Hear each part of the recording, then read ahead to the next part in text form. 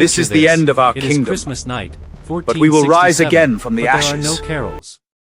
There is only screaming. You are standing in the freezing mud of Baia, a town in modern-day Romania, watching the King of Hungary run for his life. Matthias Corvinus, the most powerful monarch in Central Europe and commander of the legendary Black Army, is currently crawling through the snow. He is not leading a charge, he is bleeding from 3 arrow wounds in his back, carried on a stretcher by panic-stricken guards. The town around him is an incinerator. Wooden walls are collapsing, and the streets are choked with the bodies of knights who never had time to put on their armor. The man hunting him down is not a pagan warlord. It is his own vassal. It is the man who set his own city on fire just to watch the king burn. History remembers Stephen the Great as a saintly defender of the faith, but the survivors of that Christmas massacre knew the truth. Stephen was a tactical psychopath who understood one thing above all else: when you are a small fish in a tank of sharks, you do not play fair. You tear the tank apart. Matthias Corvinus had come to Moldavia expecting a surrender, not a slaughter. Weeks earlier, he marched 40,000 mercenaries across the Carpathians to crush Stephen, an upstart prince who refused to kneel. The Hungarian plan was standard: shock and awe, burn the villages, starve the peasants, and force the smaller Moldavian army into an open field where heavy cavalry acts like a meat grinder. But Stephen refused to cooperate. He did not give Matthias a battle, he gave him a wasteland. As the Hungarians advanced, they found only empty granaries and poisoned wells. Stephen had evacuated the population and stripped the land bare. Hunger began to gnaw at the discipline of Matthias's troops, and by the time they reached the town of Baia, the cold was killing as many men as the arrows flying from the treeline. Matthias garrisoned his freezing army inside the town, confident that the winter snow provided a shield, assuming Stephen was retreating. He was wrong. Stephen was waiting. As darkness fell, 12,000 Moldavians silently surrounded the town, bringing torches instead of siege engines. On Stephen's signal, the night exploded. They lit the wooden palisades from 3 different directions, leaving the 4th open not as an escape route, but as a killing zone. The fire spread with terrifying speed.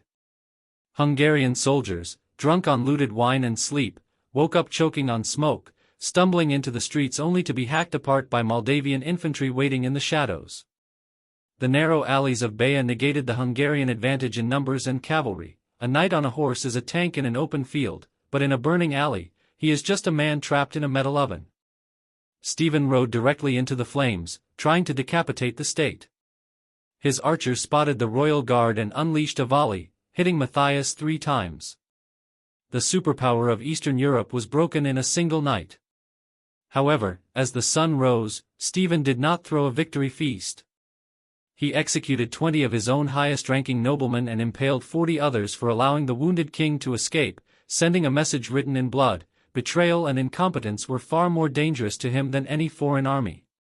To understand how Stephen became this man capable of burning his own towns, we must go back to a wedding feast-turned-massacre in October 1451.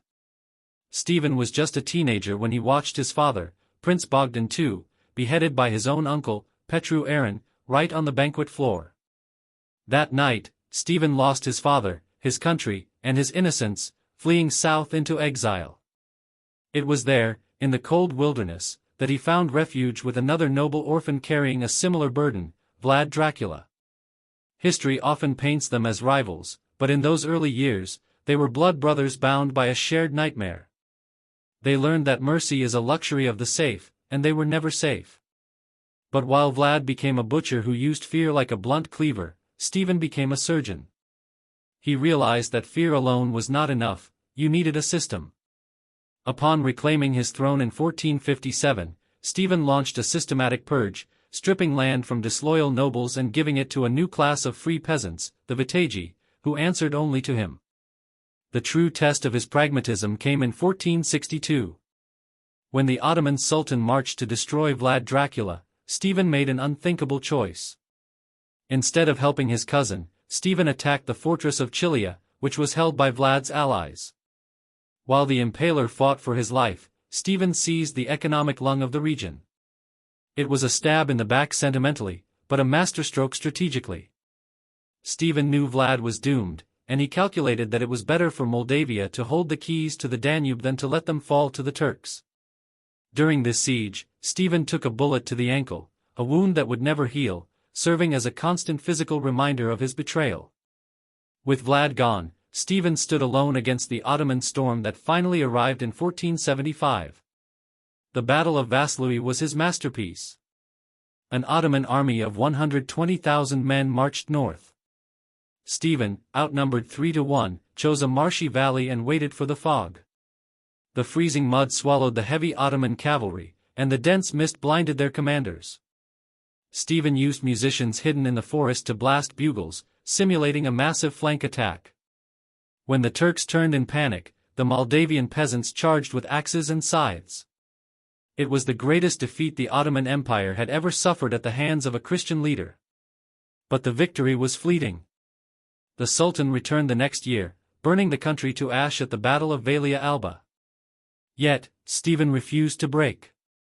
Legend says his own mother refused him entry to the Neamt citadel, telling him to return victorious or die.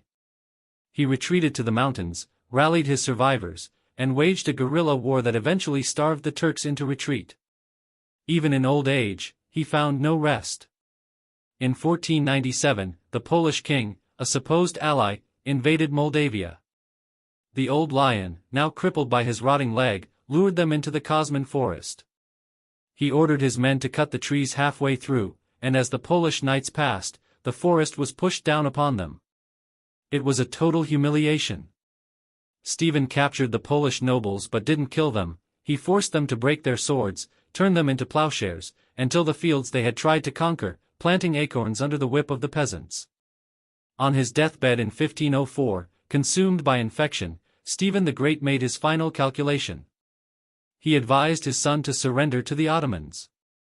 It wasn't cowardice, it was his final victory. He knew Moldavia could not fight forever. By negotiating from a position of fear and respect, he ensured Moldavia kept its autonomy, religion, and laws, paying only a tribute. While other kingdoms vanished, Moldavia survived. Vlad fought for revenge and is remembered as a monster. Stephen fought for tomorrow and is remembered as the architect of a nation. He was the surgeon who cut, burned, and fought to keep the patient alive, drawing a line in history that 5 centuries of war could not erase.